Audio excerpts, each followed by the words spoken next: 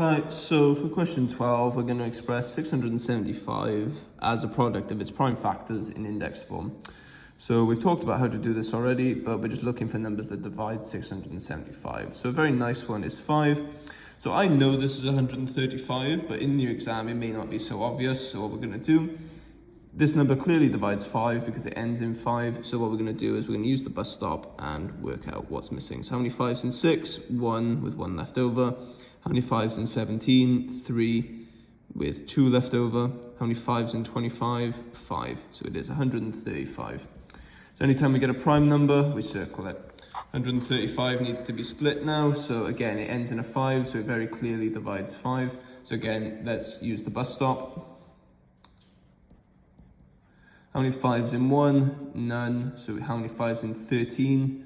2 with 3 left over. How many 5s in 35? It is 7. So it is 27. And now let's split 27. And now, because I know my times tables, I can split this as 9 and 3. 3 is prime. And then let's split 9 as 3 and 3, which are both prime. So 675. Let's count these. So 1, 2, 3 3s and 2 5s. So it is 3 cubed times 5 squared. Okay, so 360 expressed as a product of prime factors in index form is 2 cubed times 3 squared times 5. What is the smallest whole number that 360 can be multiplied by to give a square number? So just reiterating this, 360 is 2 cubed times 3 squared times 5.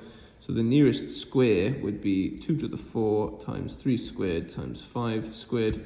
So this would be times by 2 and times by 5. So timesing by 10 overall. So the answer would be the smallest whole number that you would times by is times by 10.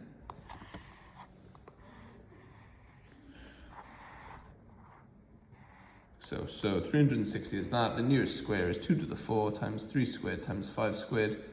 So then to go from here to here, timesing by 2. To go from here to here, you times by 5. These two are the matching, so there's nothing there. So we times by 2, times by 5, so that's timesing by 10 overall.